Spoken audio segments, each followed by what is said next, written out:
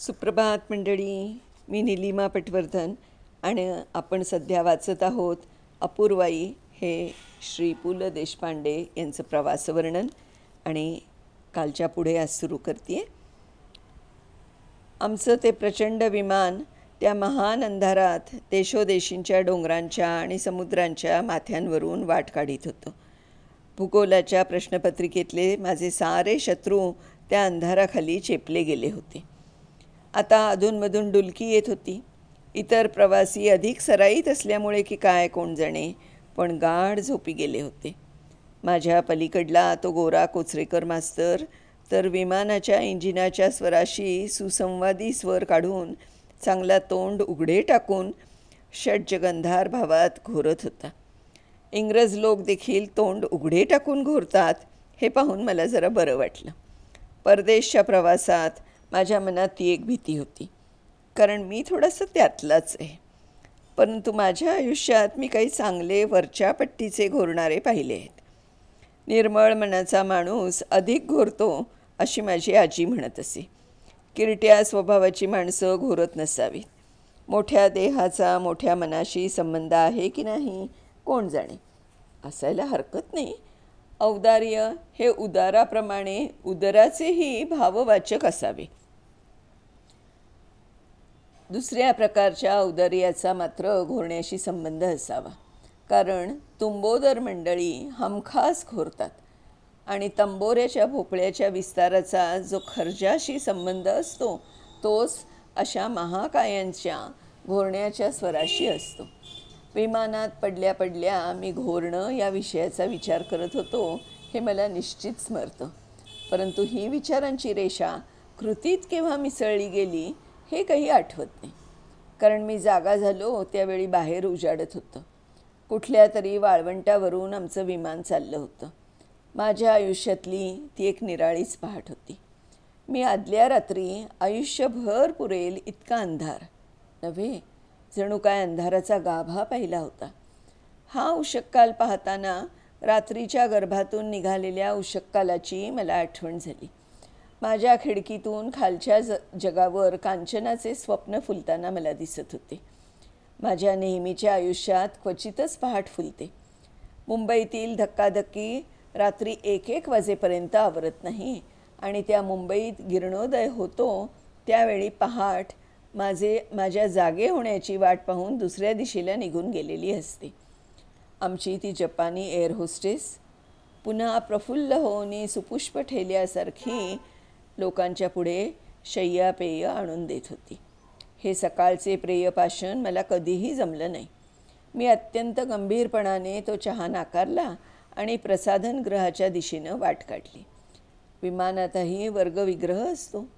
मी आपला मुसाफिर दर्जाचा प्रवासी कुणाचाही निद्राभंग न होईल अशा बेतानं जाऊन दार उघडले ते वाहकाच्या कोठाराचे.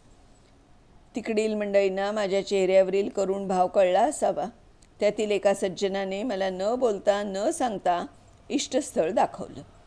मुखप्रक्षालनादी विधी आटपून मी माझ्या जागी पोचेपर्यंत दारावरच्या विजेरी पाटीवर पोटाला पट्टे आवळा अशी सूचना मिळाली आणि मला पट्टा सापडेपर्यंत विमान धडाक्यानं जमिनीच्या दिशेनं जाऊ लागलं. मी खाली पाहिलं. एका वाळवंटवजा बेटाच्या दिशेनं विमान उतरत होतं. विमानाचा पहिला हॉल्ट कैरोला होता. मी आजूबाजूला एखादा पिरॅमिड दिसतो की काय ते पाहू लागलो. एका उंचवट्याकडे बोट दाखवून बहुधा तो पिरॅमिड असावा असं मी माझ्या पत्नीला सुचवेपर्यंत विमान जमिनीला लागलं आणि विमानतळावर हा म्हणता ते थांबलं देखील. कैरोसारख्या प्रसिद्ध शहराचा विमानतळ हा अगदीच एसटीच्या स्टँडासारखा असावा याचं मला दुःख झालं. पण विमानातून बाहेर पडल्यावर आमचे पाय कैरोला लागले नसून बेहरीन नावाच्या बेटाला लागल्याचं कळलं. कोलंबसाला आपलं पाय हिंदुस्थानला लागले असं वाटलं होतं आणि पुढे ती अमेरिका आहे हे कळल्यावर त्याला जे वाटलं असेल तशाच काहीतरी मला पण वाटलं. एकतर हे बेहरीन हे प्रकरण कुठे आहे याचा पत्ता नव्हता. शेवटी तिथे सकाळचा चहा मिळतो हे कळल्यावर उपहारगृहाच्या दिशेनं आम्ही निघालो. दूरवर तेलाच्या खाणी असल्याचं कळलं आणि बेहरीन हे लहानसं बेट तेलाच्या खाणींविषयी प्रसिद्ध आहे. या बेटाविषयी काही कळलं नाही. आम्ही उपहारगृहात चहाची वाट पाहत बसलो. विमानात तेल भरलं जात होतं. बऱ्याच प्रतीक्षेनंतर चहा आला. त्याच्या चवीवरून या बेटावर खजुरीची पानं वाळवून चहा करत असावेत अशी शंका आली आणि दूध बहुतेक उंटणीचं असावं याची तर खात्रीच पटली. मी आजवर तो मॉन्जिन इथला हुकलेला चहा सोडून अनेक जातींचा चहा प्यायलो आहे. कोकणी बंदरातल्या टावराणात मिळणारा चहा, नर्मदे पलीकडे मातीच्या भांड्यातून मिळणारा चहा, पितळी कपबशीतला मद्रासी नमुना, उकळत्या दुधातील मसालानी चाय, रेल्वे स्टेशनचा चहाऐवजी कोळशाची भुकटी मिसळलेला चहा, बिनदुधाचा चहा, बिनसाखरेचा चहा आणि जुईच्या कळ्यांचा चिनी चहा. परंतु बेहरीनच्या विमानतळावरील चहा मी जन्मात विसरणार नाही. मंजिष्टेचा काढा देखील त्यानंतर मी चवीने प्यायलो असतो. या चहापानातला एकच आनंदाचा भाग म्हणजे हा चहा आम्हाला फुकट मिळाला. वाटेत विमान जिथे जिथे थांबतं तिथला चहा विमान कंपनी प्रवाशांना स्वखर्चानं देते हे ज्ञान होण्यासाठी बेहरीनच्या त्या चहाची आम्हाला फी भरावी लागली. अर्धा पाऊण तासाच्या विश्रांतीनंतर प्रवासी मंडळी विमानाच्या पोटात पुन्हा शिरली आणि त्या गरुडाचे पंख पुन्हा फडफडू लागले.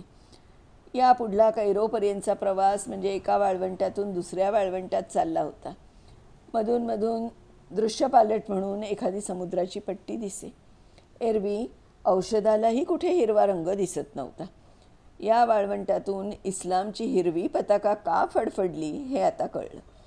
पैगंबराने आपल्या निशाणाचा रंग हिरवा ठेवण्यात कमालीची चतुराई दाखवली.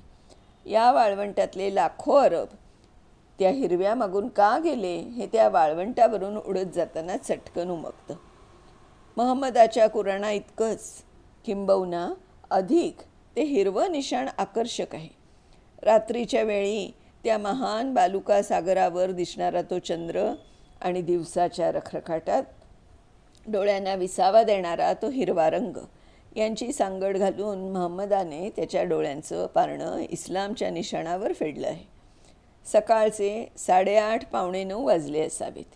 मी वाळवंटात एखादा उंटाचा तांडा दिसतो की काय ते पाहत होतो. त्या रखरखाटात आपला काफिला घेऊन जाणारा उंटावरचा शहाणा अर्थातच निघाला नाही. वाळवंटातला प्रवास बहुधा नक्षत्रांच्या सोबतीने होत असावा. वाळवंटात अधूनमधून कोरड्या नद्या आढळत होत्या आणि कदाचित काफिल्यांचे ते मार्ग असावेत. दिवस वर येत होता आणि विमानातून खाली पाहणं अशक्य होऊ लागलं होतं. इतक्यात त्या वाळवंटाच्या मधून निघून आमचं विमान समुद्राच्या विस्तारावरून जाऊ लागलं. मी मनातल्या मनात त्या समुद्राला तांबडा समुद्र, कास्पियन समुद्र, काळा समुद्र, भूमध्य समुद्र अशी सगळी नावं ठेवून घेतली. काही वेळाने कोणीतरी आमचं विमान सुवेझ कालव्यावरून जात असल्याची हूल उठवली आणि प्रत्येकाने आपापल्या मगदुराप्रमाणे कुठला तरी एक पाण्याचा पट्टा डोळ्यापुढे ठेवून तो सुवेझ कालवा असल्याची समजूत करून घेतली. सारेच पाण्याचे पट्टे फर्ग्युसन कॉलेजच्या कॅनॉल एवढे दिसत होते.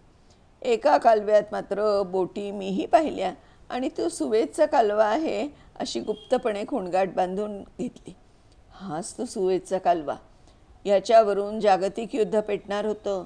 विमानाच्या त्या अफाट उंचीवरून करंगळीच्या रुंदीचा दिसणारा तो पाण्याचा एक ओघळ ह्या निम्म्या जगाला उद्ध्वस्त करणारा होता आणि उरलेल्या निम्म्या जगाला असंख्य व्याधींनी पोखरून टाकणार होता.